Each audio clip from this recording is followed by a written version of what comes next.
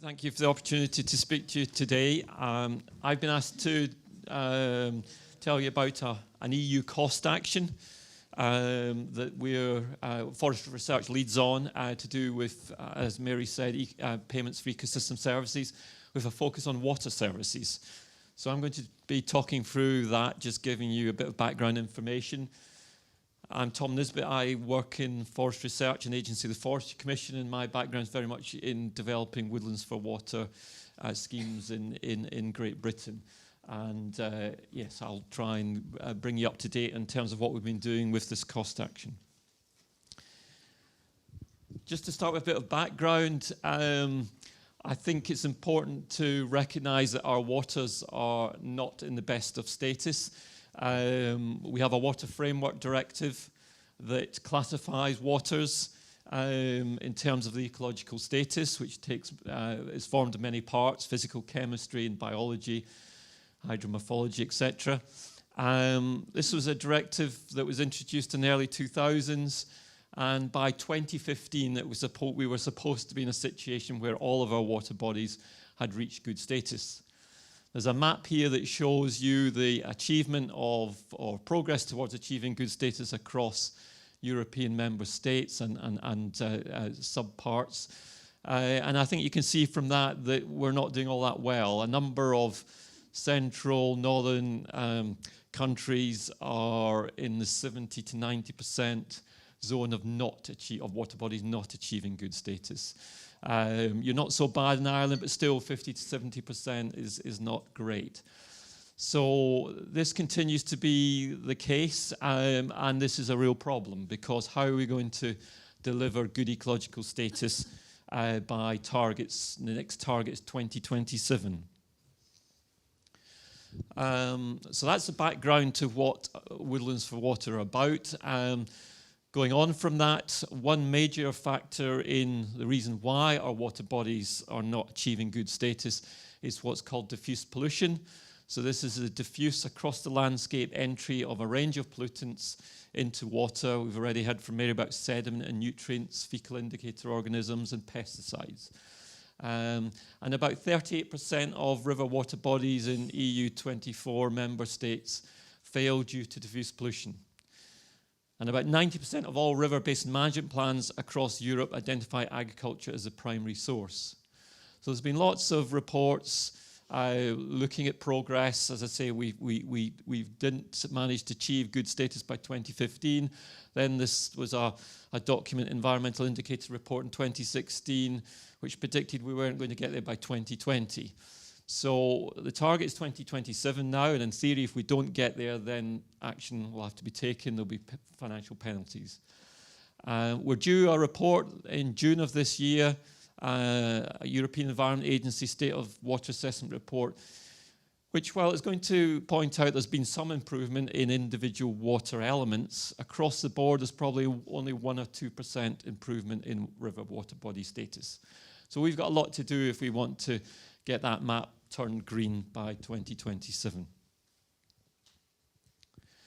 So how can tree planting help? Well, an assessment that's been done in England by the Environment Agency is a recognition that while there's been some improvement in practice, I'm sure in Ireland's the same, there's been a lot of emphasis in trying to improve the way farmers manage the land, reduce tillage, reduce fertiliser, more precision agriculture.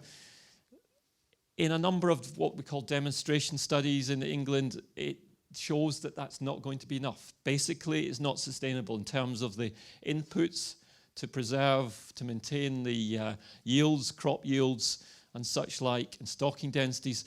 Then that's not, if we don't change anything, we're not going to get to good status by 2027. And in fact, there was an assessment made suggesting that we'll need to consider land use change and potentially as much as 1.5 million hectares across England. I mean, that's huge and probably not acceptable. We have to eat.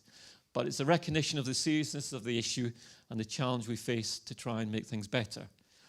So how can woodland help? Well, as Mary's already alluded to, woodland's very good at protecting the soil and removing or reducing pollutant inputs, so much lower inputs compared to agriculture. And then more than that, we can be smarter rather than, yes, obviously if we take a field out of agriculture and put it into trees. We at a stroke reduce all the fertiliser and pesticide inputs, but we can be better than that. If as Mary has pointed to, if we plant trees in a smarter way in the landscape along buffer areas as one example, these are good at intercepting the pollutants from the adjacent lands. So we can do more than just remove pollutant inputs to the actual land area occupied by woodland. We can reduce inputs from upslope. In addition to that, woodland creation provides a secure and sustainable measure. Some of the issues about the farm practices is that they can take on environmental stewardship schemes, but they only last 3 to 5 years. And then the farmer decides, well, if you're not going to pay me, I'm just going to go back to older ways. Woodland creation is a more long-term secure change. But it is about integration. Mary's already touched on this. We need to be much better about integrating that woodland into landscape. And we can do that. There's lots of information now, spatial data, showing where the pollutant hotspots are, what are the pathways of movement of these pollutants to streams, and where are the water bodies, the stretches of streams that are failing. And so if we target, if we're much smarter in targeting particular reaches and water bodies, we can do a lot with planted woodland in the right place to reduce both its source, pathway, and in protecting water receptors. And that's really all that's a bit of a, went on a bit about the background, but that's really all what's about this project called Pest for Water. It's about payments for ecosystem services for water benefits. A 4-year research network started in October 2016, 37 countries involved, and the core of it is to use payments for ecosystem services to try and achieve Water Framework Directive targets, and to do that by targeting diffuse pollution, because we see that as a major problem. So that's what we're set out to do. Can we perform better at using payments for ecosystem services to help achieve Water Framework Directive targets? And I suppose another important starting point is that in other countries they're doing much better than us.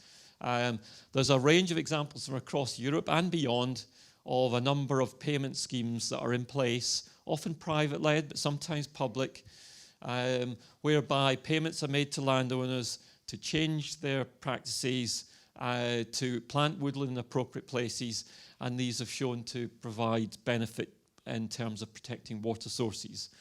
And so the cost action is about drawing that experience together, trying to understand, while we've got lots of examples overseas, it still hasn't really taken off. So why, given some very good cases shown here, where we've got clear evidence of putting woodland in that landscape in a smart way has delivered water protection, why has it not gone further? Why aren't these applied across the board? And obviously, what can we learn about doing it in countries where there's no examples? So the main objectives of the project are to characterise and evaluate the governance models and design structures for woodland for water payment for ecosystem service schemes, learn and draw together all that experience. In particular, evaluate the environmental effectiveness of targeted woodland planting. At the core of it, we need to know, if we put woodland here in a set way, what is the effect of that in reducing some of these diffuse pollutants? And then to develop user guidance to instruct, as we heard this morning, a need for education and training to show and guide people in designing and putting the trees in the right place. And the overall aim is to develop a European spatial repository of woodland for water pest schemes that we can all draw on. We can all look to take note of the best examples and try and learn from that and build and deliver effective schemes. And at the end of the day, yes, it's about building capacity to facilitate that interaction, bringing together multidisciplinary specialists and stakeholder and training and economic skills to develop what we're terming payments for ecosystem services engineers. So the structure and governance of the cost action is exhibited here. There's 4 elements, 4 working groups. We've got a first one dealing with pest design and governance. I need to learn from experience across Europe and beyond in terms of how these schemes have been set up, which are the ones are working best, and to look at why we're not getting traction in terms of expanding beyond those. So there's a lot of case study evaluations. The second working group, which is one I lead that Mary's involved in and Declan, is about environmental effectiveness.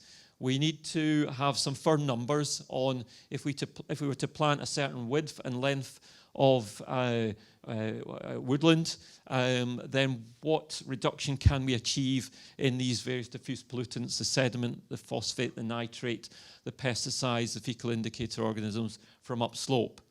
And it's only by doing that that we can have confidence that if we were to plant woodland, we've got a handle on just what sort of reduction we can achieve, and that will inform just how much woodland we need to plant. And then the third working group is about cost effectiveness. So once we've got a handle on environmental effectiveness, we can start to bring in which we are doing in the cost action, working with economists to try and put some numbers on these effects, the environmental reduction in pollutants. Just what value does that represent? And then how can we take that value and convert it into some scheme, a payment scheme? It could be a rural development program scheme. It could be direct purchase of land, a whole host of green bonds, a whole host of different economic models that are being used. And we want to, this working group is very much tasked with trying to pull that knowledge and work out what would be best. And then, as we heard this morning, the last working group, very, very key one about communication, dissemination and marketing. So we need to draw together that information, explain to landowners and practitioners and policymakers how this all works and what's the difference we could make. And all of this work is done through a series of meetings, workshops, case study visits. We draw heavily on what's called short-term scientific missions. This is where we have people coming and working in between partners, between countries, putting the effort into reviewing and demonstrating progress. And then training schools. We use a lot of training schools to pull that knowledge and educate and demonstrate how it works in different countries. And then building that research network I mentioned about the spatial repository and conferences and publications, that's going to be crucial in terms of making a difference. 3 minutes down. Yep.